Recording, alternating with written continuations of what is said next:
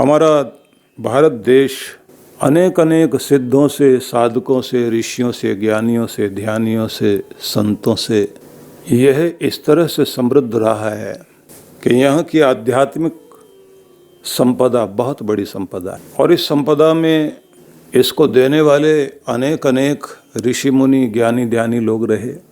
लेकिन लोक समाज में जिन्होंने बहुत दूर तक लोगों के हृदय को प्रभावित किया, ऐसे कुछ उज्ज्वल नक्षत्र, उनके संबंध में जब हम लोग चर्चा करते हैं और उनकी देन के संबंध में देखते हैं तो होता तो यही है कि जैसे बहुत बड़े समुद्र में से आप एक अंजलि भर कर के उठाएं और ये कहें कि समुद्र मेरे हाथ में आ गया, तो ऐसा तो संभव नहीं होता। लेकिन फिर भी जितना हमारी अंजलि में आ जाए उतना ही तो सामर्थ्य हम लोग अपना प्रदर्शित करते हैं। गोस्वामी तुलसीदास जी महाराज ने भारत के मानस को बहुत प्रभावित किया। उनके इष्ट देव राम जी हैं। राम जी के सगुण स्वरूप का दर्शन उन्होंने समाज के सामने प्रस्तुत किया।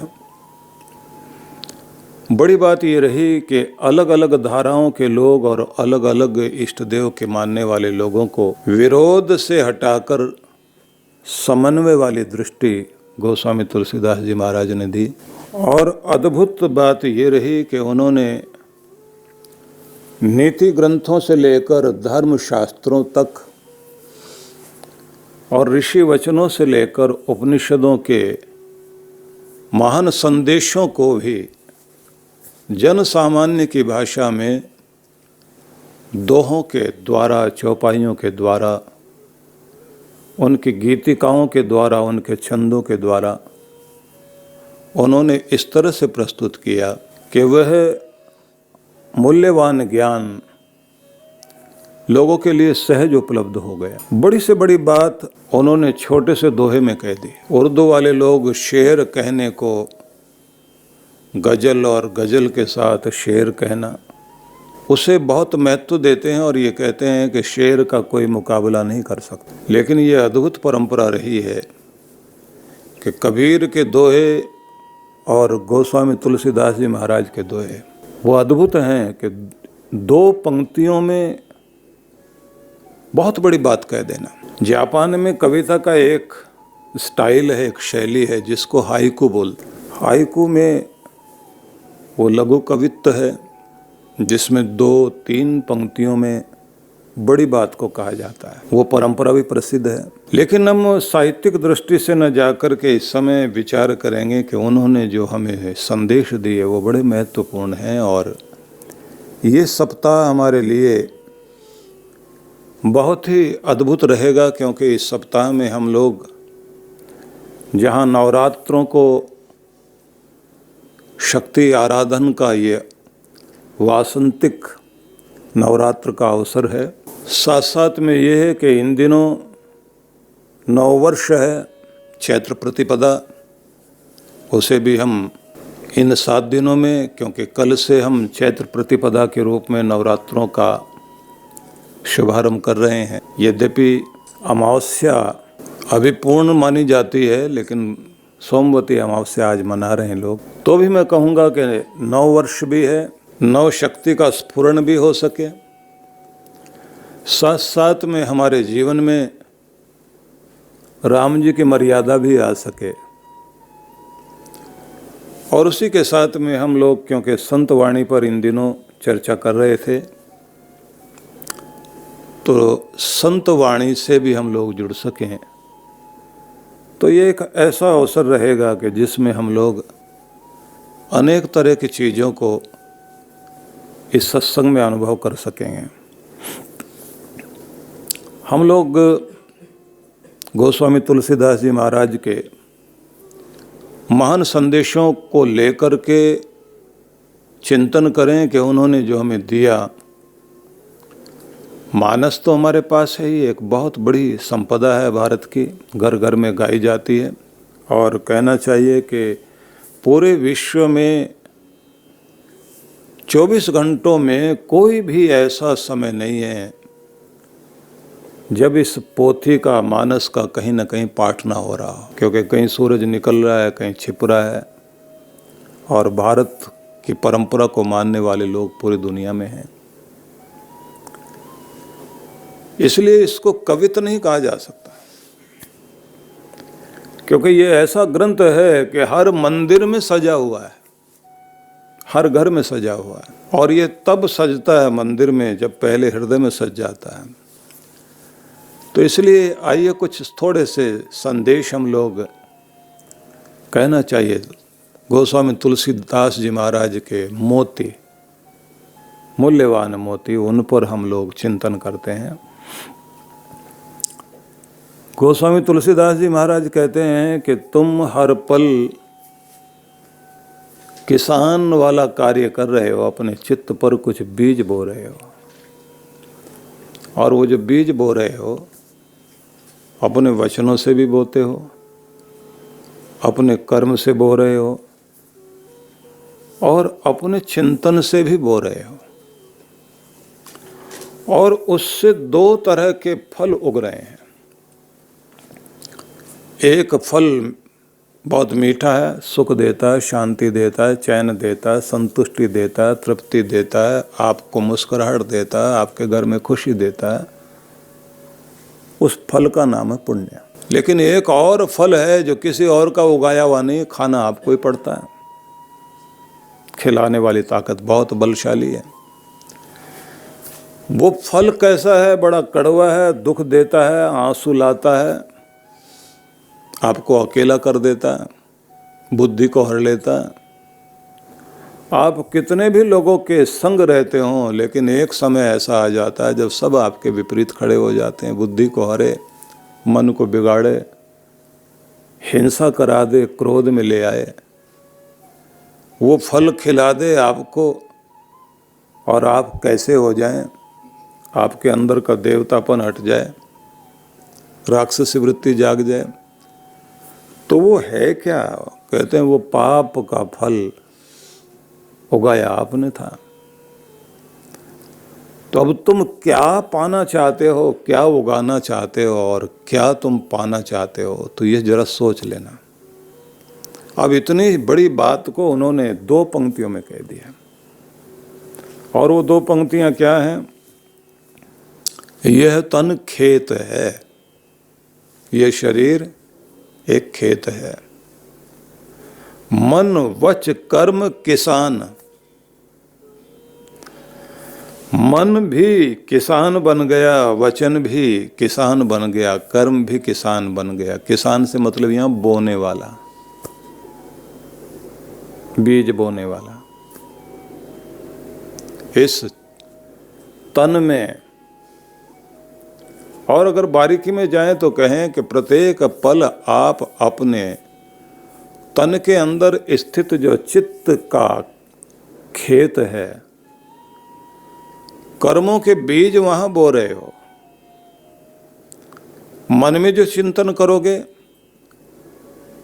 वो भी आपके अंदर विचार जो चल रहा है वो भी असर डालेगा। और कमाल की बात है कि मानसिक रूप से किया हुआ पाप मानसिक रूप से ही पीड़ा देता है, और वैसा ही भोगना पड़ेगा। कैसे? यहाँ बैठे बैठे आप किसी के बारे में ईर्ष्या द्वेष लेकर उसका बुरा बुरा बुरा बुरा वो तबाह हो जाए, उसका काम बिगड़ जाए, उसका ये हो जाए, उसका वो हो जाए, ये सब सोचते रहिए। आपके जो सिर का ऊपरी भाग है, जिसको कहते हैं ब्रह्मरंध्र वाला भाग, जो आपका ट्रांसमीटर भी है और रिसीवर भी है, अब यहां से आपने अपने ट्रांसमीटर से तरंगे भेजी और उसके रिसीवर ने, जिसके प्रति आप दुर्भावना रख रहे हैं, उसने कैच की। कैच करने का मतलब ये हो गया कि उसके अंदर भी आपके प्रति बैर है, वो आग जल रही है भयंकर रूप से। ये भी हो सकता है कि वो बुरा सोच रहा हो, आपके अंदर आग जल जाए। ये दोनों तरफ है। तो जब आप मन से बुरा सोचेंगे, मानसिक रूप से तरंगे मन को एकाग्र करके, अभी अमेरिका में इस पर विचार करते करते बहुत लोगों ने एक विधि दे दी है 17 सेकंड की विधि कि चित्त को एकाग्र करके 17 सेकंड तक आप किसी एक बिंदु को, एक विचार को अपने मस्तिष्क में केंद्रित करके तरंग आप बाहर भेजना शुरू कीजिए।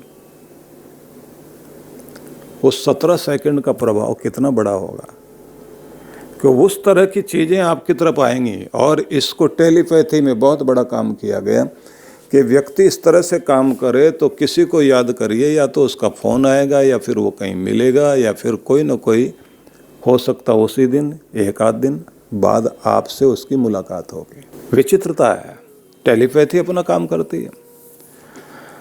अतीन्द्रिय ज्ञान और अतीन्द्रिय शक्ति बहुत अद्भुत शक्ति करती है, जिसको आप सिक्स सेंस कहते हैं।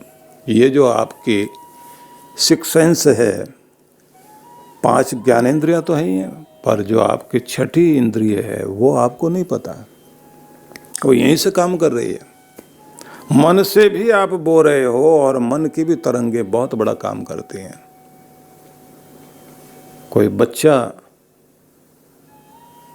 अमेरिका में बीमार हुआ या दुख में आया और यहाँ सोते हुए माँ तड़प करके उठती है, कौन सी तरंग काम करती है ये? सबसे पहले यूरोप में इस पर काम हुआ जब, तो आश्चर्य हुआ था कुछ लोगों को, क्योंकि दूसरे विश्व युद्ध के समय में 2 भाई सैनिक थे और एक खाई में एक भाई जो है गिर गया और उसके ऊपर मिट्टी गिर गई और दब गया, भयंकर रूप से घायल भी है, मिट्टी में दबा हुआ है, और एक छोटे से पेड़ की डाल बीच में आई हुई है जहाँ से किसी तरह से सांस तो उसका चल रहा है, लेकिन उस समय वो किसी और को नहीं पुकारता, सिर्फ अपने भाई को पुकारता है कि भाई मुझे तेरी बहुत ज़रूरत है, मुझे बचा। पूरी एकाग्रता से एक ही तरफ सिर्फ भाई भाई भाई भाई, और उसके तरंग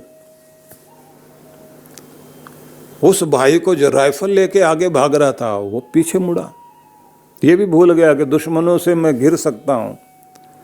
वो वहीं आर पार चक्कर लगाया आसपास में। दूसरे सैनिक उसके अपने लोग आ गए, उन्होंने पूछा क्या बात हुई? बोले मेरा भाई पुकार रहा मुझे। वो चारों तरफ झाड़ियों में इधर उधर ढूंढे, यहाँ तो कोई नहीं है, नहीं वो पुकार रहा है। वो लेके उसको आगे चलते हैं, फिर उसको ऐसी आवाज़ आती है कि जैसे कोई कह रहा है कि भाई तू आ, तेरी सहायता की मदद की ज़रूरत है। और न जाने क्या हुआ, उसको राइफल फेंकी और वो उधर खाई की तरफ फिसल कर नीचे की तरफ आया और वो मिट्टी को हटाता जा रहा। उसे देखकर उसके सैनिक दूसरे मित्र वो भी आ गए, मिट्टी हटाए, देखा उसका भाई दबा हुआ, और दबे हुए भाई के मुंह से आवाज़ निकल रही है, भाई आ आ भाई। और जब इन्होंने मिट्टी हटाई उसी समय वो बेहोश हो गया। उसके बाद उसका ट्रीटमेंट किया, वो ठीक हुआ। तो उसको फिर पूछा कि तुझे सूझा कैसे ये? बोले मुझे ये लग रहा था मेरा भाई पीछे आ रहा है, वो आ जाएगा अभी। और उसके बाद साइंटिस्ट लोगों ने, मनोवैज्ञानिक लोगों ने, साइकोलॉजिस्ट लोगों ने विचार करते करते टेलीपैथी पर काम किया। लेकिन विषय न बदले, मैं आपको ये कहना चाहता हूँ, गोस्वामी तुलसीदास जी महाराज जब ये कहते हैं कि तुम्हारा मन भी किसान बना हुआ, तुम्हारे मन में जो तरंगे उठ रही हैं, और डॉक्टर डैनियल गोलमैन जिसने इमोशन पर काम किया, बहुत बड़ा काम किया और पूरी दुनिया का रूप बदल दिया उस व्यक्ति ने। अब केवल आपके सर्टिफिकेट के नंबरों को देख करके ही आपको नौकरी नहीं दी जाती। यूरोप और अमेरिका में आपका आईक्यू से लेकर के EQ level, SQ level, AQ level सब पर बात होती है, क्योंकि सर्टिफिकेट देखकर नौकरी तो मिल सकती है, टिकेगी कब? जब आपका व्यवहार अच्छा होगा। जब आपका व्यवहार ही ठीक नहीं है और फिर जिनको बड़े काम दिए जाते हैं उनका AQ लेवल भी देखा जाता है, एडवर्सिटी कोटिएंट जिसको बोलते हैं,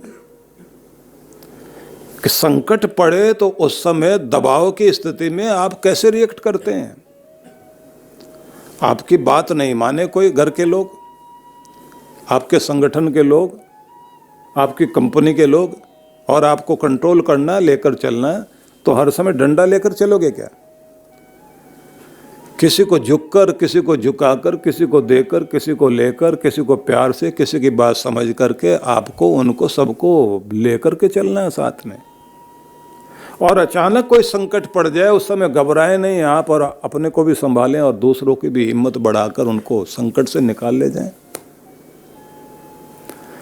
तो भावनात्मक रूप से भी व्यक्ति को सबल बनाए रखने के लिए बहुत बड़ा काम इस समय पूरी दुनिया भर में हो रहा है, लेकिन आपके ग्रंथों में तो बहुत पहले से सब कुछ लिखा है। क्योंकि भक्ति में तो सीधा ही कहा जाता है कि भगवान तक आपकी जो है भाव तरंगे पहुंचती हैं, आपके मंत्र और आपके शब्द जब आप उनको उच्चारण करते हैं, अगर उसमें भावना जुड़ी हुई है तो मंत्र की तरंगे बहुत बड़ा काम कर जाएंगे। ध्वनियों को भी रखा गया उसी तरह से कि किस ध्वनि से कौन सी तरंग कैसे उत्पन्न होती है और कौन सी फ्रीक्वेंसी पर कैसे आप जा सकते हैं। फिर से हम अपने विषय पर वहीं आते हैं। मन भी विचार तरंगों के माध्यम से किसान का काम कर रहा है, और वचन जो आप बोल रहे हो वो दिल में उतरो या दिल से उतरो, आप अपनी वाणी से तो उतरेंगे। आपका बोलना ये हो सकता है कि आप दिल में उतर जाएं किसी के, और आप ये भी बोल सकते हैं, इस तरह का भी व्यवहार कर सकते हैं कि दिल से उतर जाओ, कोई आपकी बात ही ना सुने। और जब कोई घर का व्यक्ति, बड़ा व्यक्ति जब अपने बच्चे को बुलाकर कहता है कि बार बार नौकरी बदलते हो, हर जगह की शिकायत करते हो, कमी उनमें नहीं है, तुम्हारे व्यवहार में कमी है। जहाँ बर्दाश्त करना चाहिए वहाँ बर्दाश्त नहीं कर पाते। नहीं मैं खरा आदमी हूँ, बोले तुम्हारे खरेपन की बात नहीं है, खरे वो भी हैं, इसलिए तो खरे हैं तो तुम्हें निकाल दिया बात। जिंदगी में मिलना, झुकना, तालमेल बैठाना बहुत जरूरी है। एक कहीं बजा रहा है और दूसरा कहीं गा रहा है, और सुनने वाले तमाशा देख रहे हैं और कह रहे हैं कि किन पागलों के साथ बैठ गए। गाने में भी, संगीत में भी तालमेल चाहिए, जिंदगी में, रिश्तों में भी तालमेल चाहिए, और अगर आपको नहीं बैठाना आता तो आप बाहर हो जाओगे। व्यवहार बहुत बड़ी चीज है। वचन में भी आप कुछ बो रहे हो, मन से भी बो रहे हो, और कर्म से भी कुछ बो रहे हो, और उग रहा है आपके खेत में जो फल उग रहा है। उगा लेना आसान है, लेकिन उसे तो आपको भोगना पड़ेगा। वो तो आपकी जिंदगी से जुड़ जाएगा। वो पाप और पुण्य, वो दो चीजें हैं, एक सुख लेकर आएगा, एक दुख लेकर आएगा। क्या तुम उगा रहे हो, क्या बो रहे हो। जिंदगी को अगर कीमती बनाना है तो ये ध्यान रखो, बोना सीख जाओ। अब मैं देखता हूं कि दुनिया भर के मनोवैज्ञानिक आज इस बात को कह रहे हैं कि तुम्हारे पास एक ऐसी उपजाऊ जमीन है, इसमें अगर तुम अच्छे बीज बोओगे, बुद्धिमत्ता से, योजना से, सुखी हो जाओगे। नहीं तो ये ध्यान रखना, ना भी बोओगे, कटीली झाड़ियां तो उगेंगी। खाली छोड़ दीजिए किसी प्लाट को आप, वहां के आपको आम के फल लगे हुए दिखाई देंगे। कटीली झाड़ियां, झाड़ जंकाड़, जिसकी आपको जरूरत नहीं है वो उगाएगा। या तो आप अच्छाई को उगाना शुरू कर दीजिए, नहीं तो बुराई अपने आप आ जाएगी। घर के अंदर दरवाजे बंद करने के बाद भी धूल मिट्टी आ जाती है, और दरवाजे खोल के बैठ गए आप तो आपको कोई मेहनत करने की जरूरत नहीं। घर के अंदर कूड़ा करकट अपने आप आएगा। फिसलना आसान है, गंदा होना आसान है, बिगड़ना बहुत आसान है, संभालना आसान नहीं। दो पंक्तियों में जो कह दिया। इसलिए जब हम वेद के मंत्रों से चर्चा करते हैं, उपनिषदों के मंत्रों से चर्चा करते हैं, दर्शन शास्त्रों के सूत्रों से चर्चा करते हैं, जब अध्यात्म के श्लोकों से चर्चा करते हैं, हम लोगों को लग रहा होता है कि एक बड़ी विद्या की चर्चा हो रही है। जिस समय सामान्य दोहों की बात करते हैं तो हमको लगता है एक सामान्य भाषा के दोहे हैं, लेकिन जब आप उसकी गहराई में जाएंगे तो आपको पता लगेगा कि ये सामान्य भाषा में कहा जाने वाला असामान्य ज्ञान है। इसलिए आप श्रद्धा भाव से विचार जरूर करना, क्योंकि चौपाइयों का दोहों का पाठ करने वाले तो बहुत है, मंजीरा लेकर के गा रहे हैं बैठ के, बड़ी तान छेड़ते हैं और तान लेकर वो कहते हैं बस इसी से लाभ हो जाएगा, बस क्योंकि तान छेड़ दी है, मंजीरा बज रहा है, ढोल की बज रही है।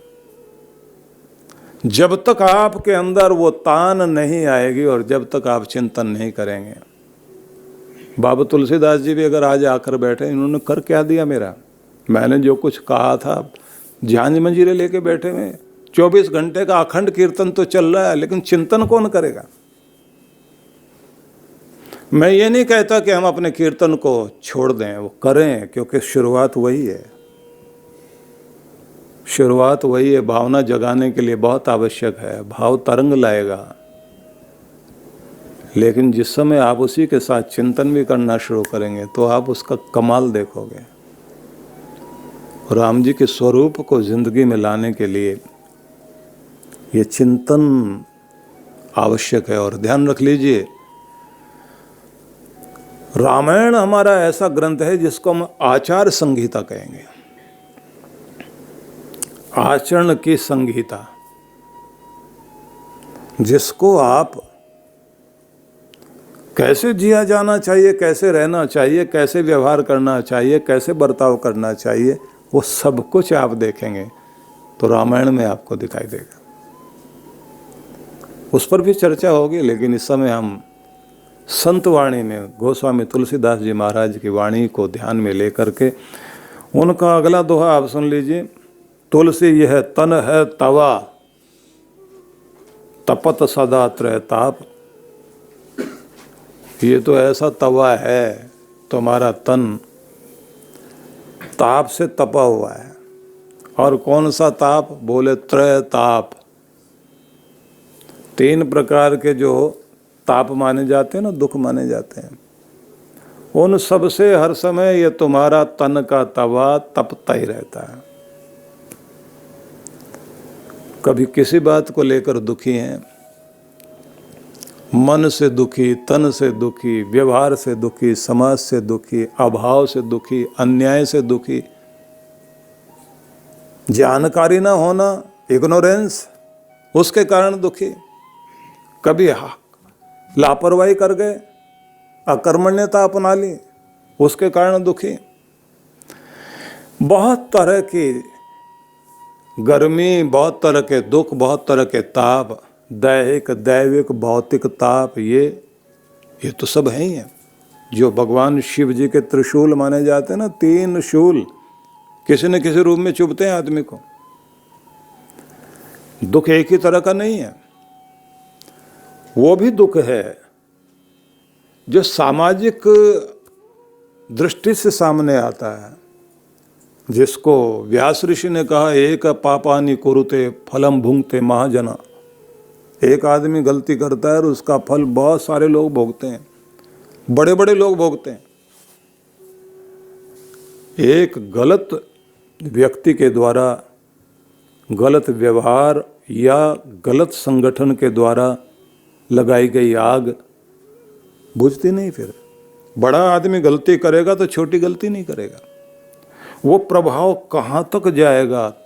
जीवन में केवल दुख इसी बात का नहीं है कि हमारे घर में किसी चीज़ का अभाव है, सामाजिक व्यवस्था और विषमता भी अगर हो तो उसका भी कितना दुष्प्रभाव होता है।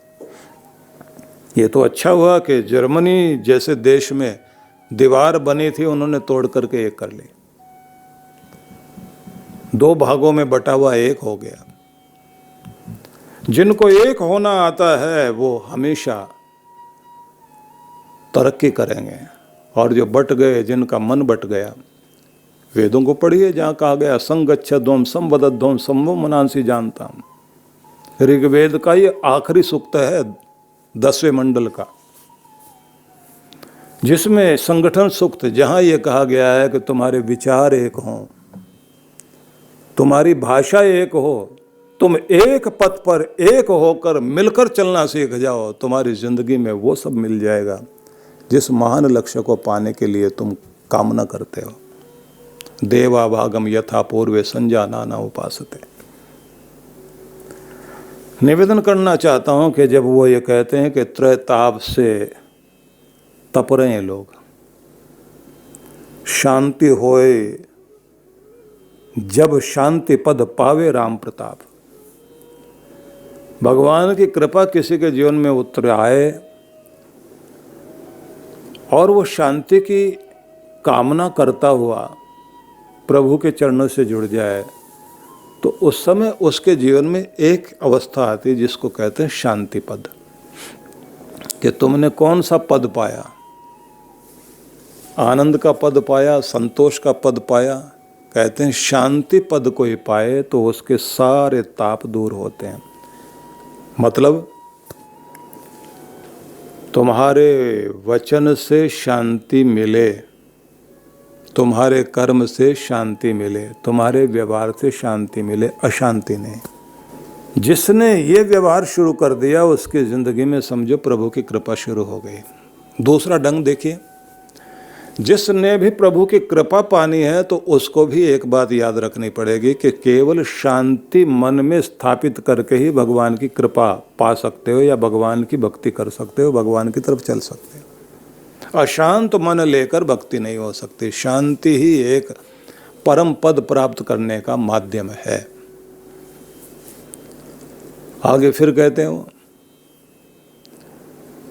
रैन का भूषण इंदु है, दिवस का भूषण भानु, दास का भूषण भक्ति है, भक्ति का भूषण ज्ञान। रात को सजाता है चंद्रमा और दिन की शोभा बनता है सूरज। तुम्हारी जिंदगी की शोभा तब है जब तुम्हारी जिंदगी में भक्ति है, और भक्ति की शोभा भी तब बढ़ेगी जब तुम्हारे जीवन में ज्ञान होगा। इसलिए तत्व ज्ञान आवश्यक है। नौका तभी ठीक चलेगी जब इधर एक चप्पू इधर भी चलाओ और इधर भी चलाओ, दोनों तरफ के चप्पू जब चलते हैं तो नौका आगे बढ़ती है। एक ही चलाते रहोगे तो गोल गोल घूमती रहेगी। भक्ति भी चाहिए, ज्ञान भी चाहिए। और कहते हैं ज्ञान भी हो, उससे अगली चीज भी चाहिए। ज्ञान का भूषण ध्यान है, ध्यान का भूषण त्याग।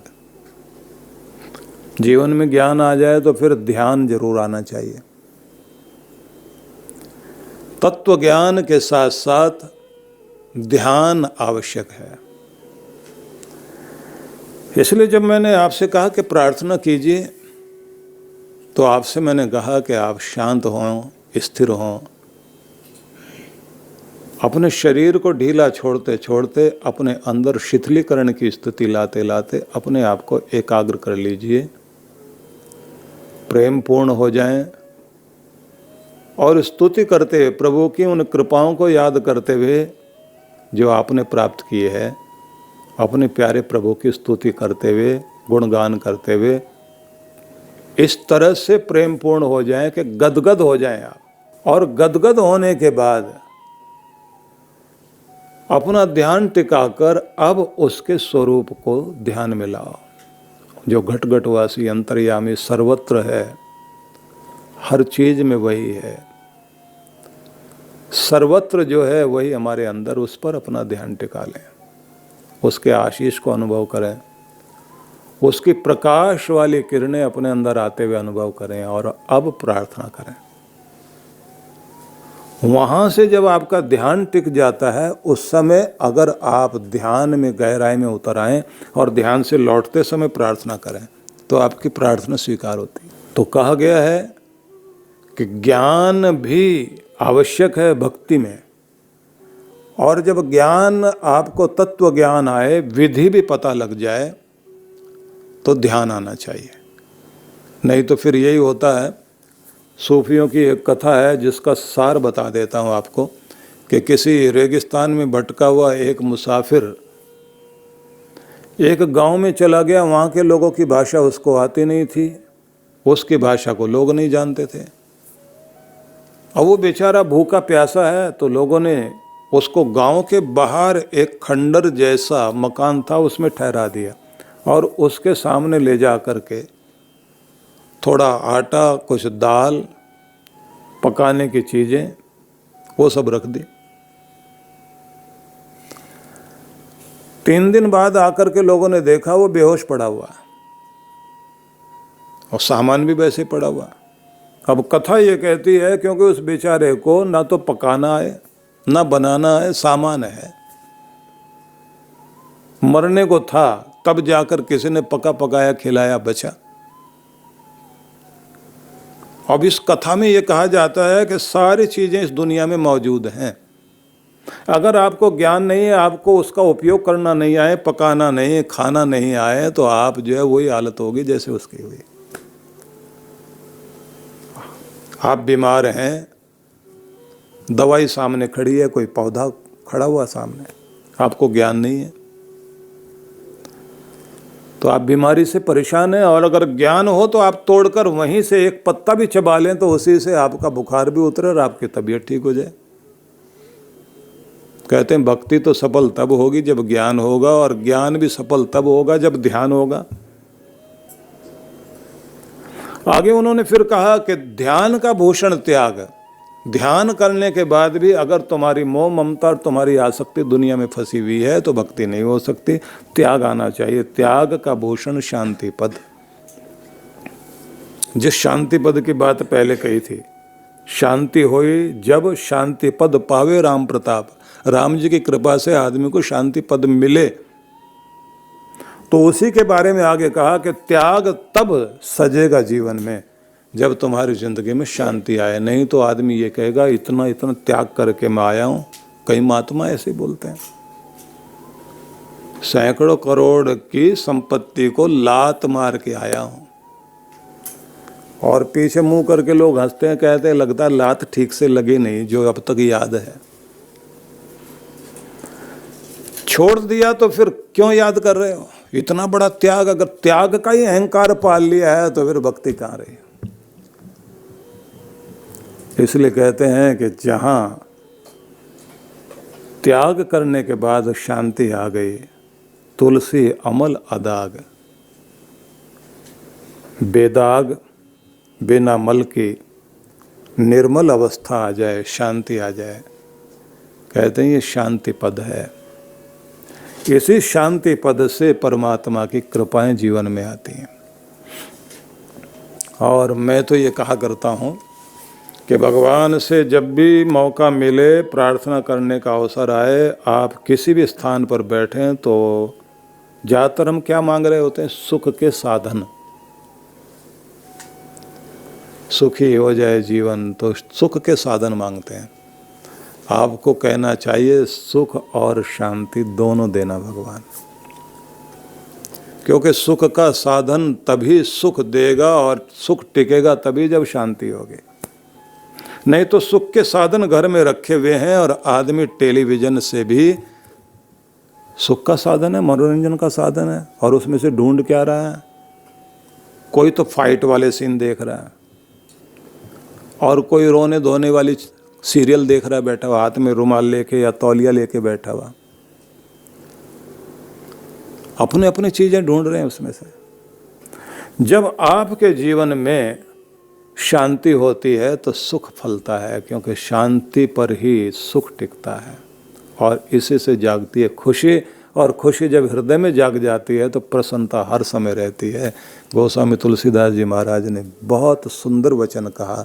कल हम लोग विचार करेंगे जीवन को नया बनाने के लिए नए वर्ष का स्वागत कैसे करें। आप सबके लिए बहुत बहुत मंगल कामनाएं।